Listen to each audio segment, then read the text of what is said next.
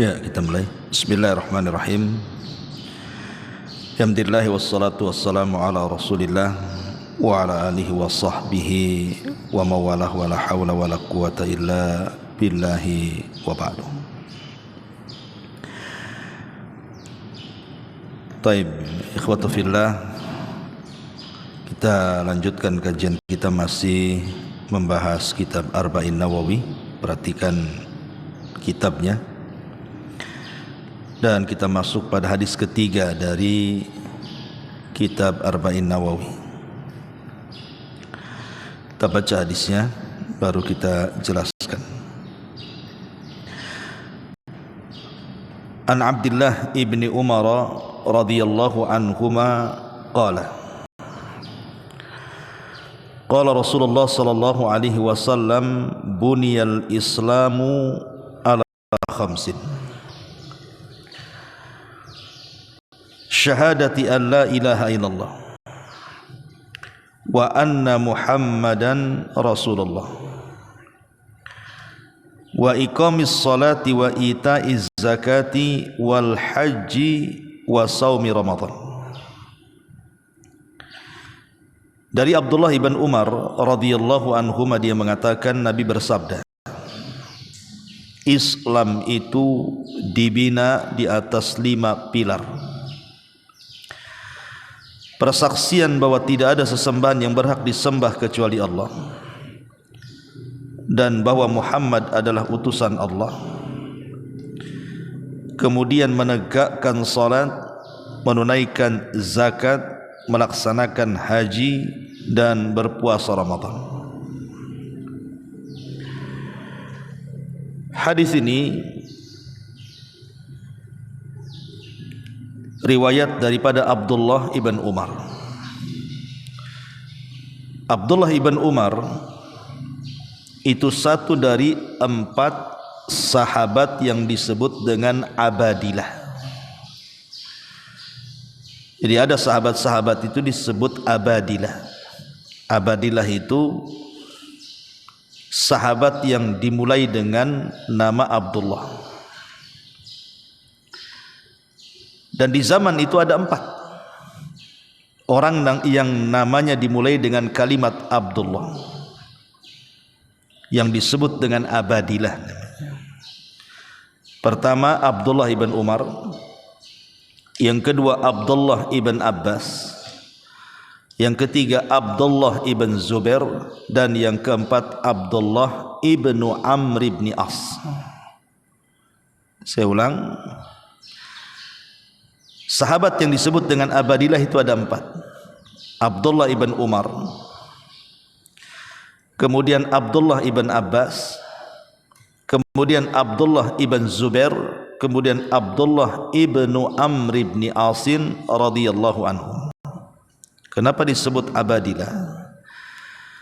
Karena di zaman itu ketika hidup 4 orang yang namanya Abdullah ini, semua fatwa tertuju kepada 4 orang ini.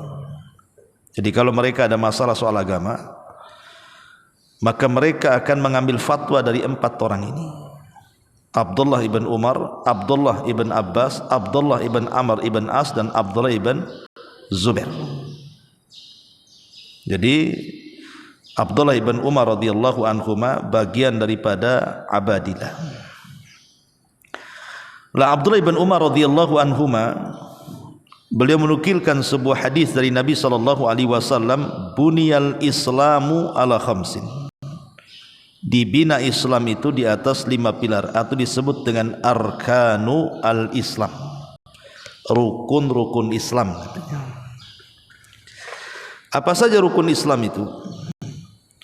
Syahadati an la ilaha illallah wa anna Muhammadar Rasulullah. Persaksian bahwa tidak ada sesembahan yang berhak disembah kecuali Allah, dan bahwa Muhammad adalah utusan Allah, atau disebut dengan syahadataini, 2 kalimat syahadat. Kemudian yang kedua, wa iqamis salat, menegakkan salat.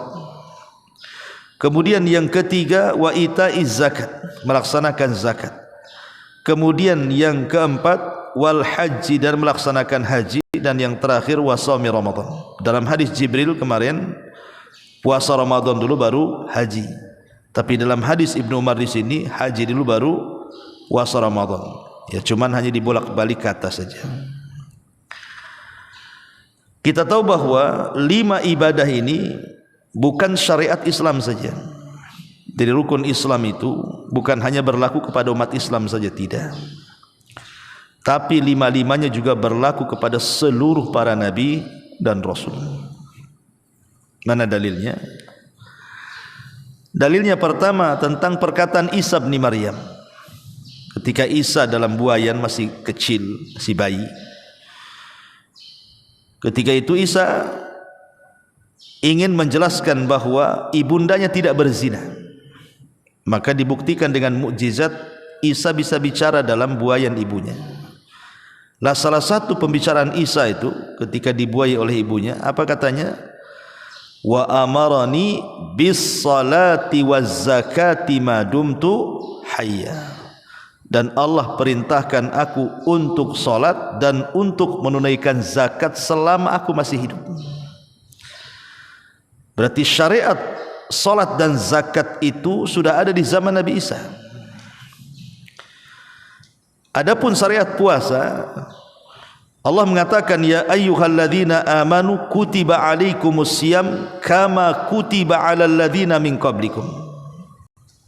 Wahai orang-orang yang beriman, diwajibkan kepada kalian puasa sebagaimana umat dulu para nabi juga diwajibkan kepada mereka puasa. Artinya puasa itu bukan syariat kita saja, para nabi juga disyariatkan berpuasa. Adapun haji ma'ruf, karena yang pertama kali melaksanakan haji siapa? Rasul, bukan Ibrahim. Ibrahimlah yang pertama kali melaksanakan haji, kemudian diikuti oleh nabi-nabi setelahnya sampai kepada Nabi kita Muhammad sallallahu alaihi wasallam. Jadi semua syariat Islam ataupun rukun-rukun Islam ini bukan hanya ibadah umat Islam, tidak, tapi juga para nabi sebelumnya juga mereka salat, mereka puasa, mereka zakat, mereka haji, dan mereka juga mentauhidkan Allah Azza wa Jalla. Makanya ada hadis Nabi sallallahu alaihi wasallam, al-anbiya ikhwatun li'illah, abuhum wahid. Kata Nabi sallallahu alaihi wasallam bahwa para nabi itu saudara sebapa. Bapa mereka satu, tapi ibu mereka yang berbeda. Bapa mereka satu dari Ibrahim alaihi salatu wassalam, tapi ibu-ibu mereka berbeda. Makanya syariatnya juga sama. Tetapi maksudnya kesamaan ini hanya penyebutan saja. Mereka solat, kita solat, boleh jadi solatnya berbeda. Kita puasa, mereka puasa, boleh jadi puasanya berbeda. Seperti umpamanya kita sahur, mereka tak sahur. Seperti Rasul mengatakan, al-faslu baina siyamina wa siyami ahlil kitab akalatas sahur. Perbedaan puasa kita dengan ahli kitab dimakan sahur. Ya. Jadi setiap nabi itu punya syariat masing-masing dan manhaj masing-masing. Tapi tujuannya satu apa? Mentauhidkan Allah Subhanahu wa taala. Ini faedah yang pertama. Faedah yang kedua dari hadis ini tentang orang yang meninggalkan salat. Orang meninggalkan salat ini, apakah dia bisa kafir keluar dari Islam ataukah hanya fasik saja? Ada yang mengatakan bahwa kalau meninggalkan salat itu karena inad itu karena menentang, maka tidak syak lagi orang yang meninggalkannya kafir mukhrij minal Islam, keluar dari Islam. Kalau dia meninggalkan salat karena inad, karena menentang, bahkan sampai mengatakan tidak wajib, maka dia dikatakan kafir, keluar dari Islam. Yang jadi khilaf para ulama adalah ketika orang meninggalkan salat karena takasul, karena malas. Kalau meninggalkan salat karena menentang, jelas kafir, enggak ada khilaf ulama. Tapi yang menjadi khilaf ulama itu ketika meninggalkan salat dia malas. Sebagian para ulama mengatakan kafir keluar dari Islam, dan itu kebanyakan pendapat ulama Najd seperti Syekh bin Baz, Syekh Utsaimin, orang-orang Saudi. Satu kali meninggalkan salat walaupun malas, kafir, keluar dari Islam. Ya. Tetapi ada juga yang mengatakan tidak, seperti Syekh Albani mengatakan tidak. Kalau dia masih meyakini kewajibannya, cuman dia meninggalkan salat karena malas, hanya fasik saja. Tetapi ada kesepakatan para ulama bahwa walaupun yang mengatakan orang yang meninggalkan salat itu tidak kafir alias fasik, tetapi yuqtal haddan, orang ini wajib dibunuh karena hukum hudud. Orang yang tidak salat dan dia hidup di negeri Islam, maka kewajiban pemerintah menangkap dia, kemudian menegakkan hukuman dengan cara apa? Yuqtal, dibunuh. Kenapa demikian? Karena orang yang meninggalkan salat itu dosanya lebih parah dibandingkan zina. Kalau zina saja, kalau dia sudah menikah dirajam sampai mati. Kalau dia belum menikah maka diasingkan setahun, kemudian didera atau dipukul 100 kali. Maka orang yang meninggalkan salat lebih besar dosanya dibandingkan orang berzina. Makanya para ulama mengatakan yuqtal haddan. Dan itu menurut 3 imam madhab, Malik, Syafi'i, Ahmad, yuqtal haddan, dibunuh karena sebuah had, hukuman hudud. Kecuali Abu Hanifah mengatakan dipenjara sampai dia bertobat. Kalau tidak dipenjara seumur hidup sampai mati. Ya. Artinya lihat bagaimana dahsyatnya hukuman orang yang meninggalkan salat. Makanya Imam Syaukani rahimahullahu taala sampai mengatakan, ala yakfina, tidakkah cukup bagi kami ketika Rasul mengatakan al ahdu bainana wa bainahumus shalah faman tarakah faqad kafar.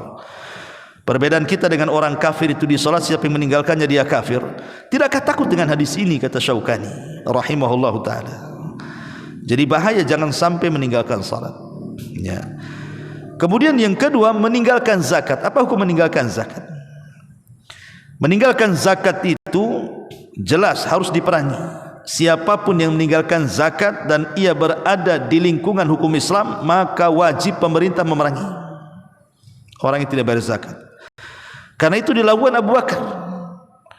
Jadi zaman Abu Bakar Siddiq radhiyallahu an, banyak kemudian orang yang murtad, seperti pengikut nabi-nabi palsu, misalnya Al-Kadzdzab, kemudian juga Al-Aswad Al-Ansi dan yang lainnya. Termasuk juga orang-orang yang tidak membayar zakat. Maka Abu Bakar Siddiq mempersiapkan pasukan untuk memerangi orang yang tidak membayar zakat. Ketika itu Umar datang kepada Abu Bakar dan mengatakan, wahai Abu Bakar, kenapa engkau memerangi orang yang mengucapkan la ilaha illallah? Bukankah Rasul yang mengatakan, umirtu an uqatilan nas hatta yashhadu an la ilaha illallah? Aku diperintahkan untuk memerangi manusia sampai mereka mengucapkan la ilaha illallah, Muhammadur Rasulullah. Kalau mereka mengucapkan kalimat itu, asamu minni dima'ahum wa amwalahum wa hisabuhum 'ala Allah, maka terjaga darah dan kehormatannya dan hisabnya diserahkan kepada Allah. Tapi Abu Bakar mengatakan kepada Umar, tidak wahai Umar, tetap aku akan perangi mereka, dan aku tidak akan membedakan antara salat dan zakat. Kalau mereka melakukan zakat di zaman Rasul, kemudian mereka menghalang-halangi zakat di zamanku, la uqatilannahum, saya akan perangi mereka. Maka Umar diam. Diamnya Umar artinya setuju. Jadi orang yang meninggalkan zakat itu kewajiban pemerintah memeranginya. Tetapi apakah orang yang meninggalkan zakat itu kafir? Maka pendapat jumhur ulama, para ulama mengatakan tidak. Tidak kafir, karena ada hadis yang mengatakan nanti pemilik emas dan perak yang tidak dizakati di dunia maka akan disetrikakan nanti pada hari kiamat di punggungnya, di dahinya, sampai kemudian tempatnya akan tertuju ke sorga atau ke neraka. Kalimat ke sorga atau ke neraka menunjukkan bahwa dia tidak kafir, ya, orang yang menunaikan zakat itu, kecuali kalau dia meyakini tidak wajib. Tapi kalau karena kebakhilan dia tidak mau bayar zakat, dia tidak kafir. Itu pendapat mayoritas para ulama. Ya. Ma'asyiral muslimin, ikhwatu fillah muliakan Allah azza wajalla. Begitu juga orang yang meninggalkan puasa, tidak kafir. Ya, orang yang meninggalkan puasa tidak kafir. Orang yang meninggalkan haji juga tidak kafir. Tapi hukum Islam harus tegak dengan memerangi mereka. Nah, di sini Nabi sallallahu alaihi wasallam mengatakan, Islam itu dibina di 5 pilar ini. Persaksian bahwa tidak ada sembahan yang berhak disembah kecuali Allah. Tauhid la ilaha illallah. Dan kita tahu kalimat la ilaha illallah adalah kalimatu taqumus samawati wal ard. Kata Imam Ibnul Qayyim, dengan kalimat itulah Allah menegakkan langit dan bumi. Jadi kenapa Allah menciptakan alam semesta? Karena kalimat la ilaha illallah. Kenapa Allah mengutus para nabi? Karena kalimat la ilaha illallah. Kenapa menurunkan kitab-kitab? Karena kalimat la ilaha illallah. Kenapa kemudian disyariatkan jihad? Karena la ilaha illallah. Jadi kalimat tauhid adalah sebab diciptakan alam semesta. Karena Allah mengatakan wa ma khalaqtul jinna wal insa illa liya'budun. Tidaklah aku ciptakan jin dan manusia kecuali mereka beribadah, agar mereka beribadah kepadaku. Artinya agar mereka mentauhidkan aku, la ilaha illallah. Wa anna Muhammadar Rasulullah. Adapun persaksian bahwa Muhammad Rasulullah itu terangkai dari beberapa kalimat. Pertama, tasdiquhu fi ma akhbar, membenarkan semua yang dihabarkan Nabi. Yang kedua, wa tuti'uhu fi ma amar, melaksanakan semua yang diperintahkan Nabi. Kemudian yang ketiga, wajtinabu ma naha anhu wa jazar, meninggalkan semua yang dilarang Nabi. Kemudian yang keempat, wa alla ya'budallah illa bima syara', tidak boleh menyembah Allah kecuali yang disyariatkan, yang dibawa Nabi sallallahu alaihi wasallam. Berarti ketika kita mengimani bahwa Muhammad adalah nabi dan rasul, harus terangkai 4 perkara ini. Membenarkan semua kabar Nabi, masuk di akal atau tidak masuk di akal, diketahui hikmah ataupun tidak, benarkan saja. Yang kedua, semua perintahnya harus ditaati, sami'na wa ata'na. Begitu juga larangannya. Kemudian jangan menyembah Allah kecuali dengan syariat yang dibawa Nabi SAW, karena Rasul yang mengatakan man amila amalan laisa alaihi amruna fahuwa rad. Siapa yang beramal sebuah amalan yang tidak ada contohnya, maka amalan itu tertolak. Kemudian yang kedua, wa iqamis shalah. Iqamis shalah, menegakkan salat, berbeda dengan melakukan salat. Banyak orang yang melakukan salat tapi sedikit yang menegakkan salat. Karena arti menegakkan itu artinya dia harus mendatangkan 4 perkara dalam salatnya. Pertama, dia harus mendatangkan syarat-syaratnya. Yang kedua, mendatangkan rukun-rukunnya. Yang ketiga, mendatangkan wajib-wajibnya. Yang keempat, mendatangkan sunnah-sunnahnya. Kalau dia ketika salat betul-betul memperhatikan syarat-syaratnya, dari mulai wudu, menghadap kiblat, tempatnya bersih dan begitu seterusnya, kemudian rukun-rukunnya, rukun-rukun salat, kemudian wajib-wajib salat, kemudian sunnah-sunnah salat, maka dia telah menegakkan salat. Tapi kalau dia tidak memperhatikan 4 perkara ini, dia hanya melakukan salat tapi belum menegakkan salat. Adapun kemudian yang ketiga, wa ita'iz zakat, melaksanakan zakat. Zakat ini kan macam-macam bentuknya. Ada zakat harta, ada zakat emas, ada zakat peternakan, ada zakat pertanian, dan semua sudah dijelaskan tentang nisab dan haulnya. Ada nisabnya. Ya, zakat ada nisabnya, kecuali yang tidak ada haulnya, itu zakat pertanian saja. Kalau zakat pertanian tidak nunggu setahun, tetapi nunggu panen. Jadi setiap panen keluarkan zakat. Ya, kalau panen 3 bulan sekali, setiap 3 bulan sekali keluarkan zakat. Tapi khusus zakat peternakan, zakat harta, zakat emas dan begitu seterusnya, nunggu setahun baru dikeluarkan zakatnya. Ya, kalau harta dengan emas sama 2,5% ya. Tapi kalau peternakan sesuai dengan jumlahnya. Unta 5 ekor gitu ya. Kemudian sapi 30 ekor, kemudian kambing 40 ekor, baru dikeluarkan zakatnya. Ya. Kemudian juga wal haj, dan juga haji. Adapun haji ma'ruf ibadah yang menggabungkan ibadah harta dan badan. Karena rukun Islam itu ikhwatu fiddin, ada 3 rangkaian ibadah kan. Pertama ibadah badan, kedua ibadah harta, ketiga ibadah badan dan harta. Pertama ibadah badan, salat dan puasa. Yang kedua ibadah harta, zakat. Kemudian penggabungan harta dan badan, haji. Nah, gitu ya. Jadi rukun Islam itu terbagi menjadi 3, ibadah badan, ibadah harta, ibadah badan dan harta. Ibadah badan, puasa dan salat. Ibadah harta, zakat. Ibadah badan dan harta, haji. Itulah rukun Islam. Ya, wa shaumi Ramadan, dan berpuasa Ramadan. Dan puasa Ramadan diwajibkan pada tahun kedua Hijriyah, Karena tahun pertama Hijriyah bukan puasa Ramadan yang disyariatkan kepada umat Islam, tapi puasa tanggal 10 bulan Muharram atau disebut dengan Asyura. Baru setelah itu ada pensyariatan puasa 1 bulan yang kemudian menghapus hukum wajib Asyura menjadi sunnah, dan umat Islam punya puasa sendiri, tidak harus mengekor kepada puasanya Yahudi, yaitu puasa Ramadan 1 bulan. Sehingga bulan Ramadan menjadi bulan istimewa bagi kaum muslimin karena disitulah penyempurna rukun Islam wa shaumi Ramadan. Wallahu alam. Ini diantara hadis yang ketiga dari hadis Arba'in An-Nawawi. Tolong hafal dan setorkan bersama ustaz yang mengajar antum ya. Subhanakallahumma bihamdika asyhadu an la ilaha illa anta astaghfiruka wa atubu ilaik.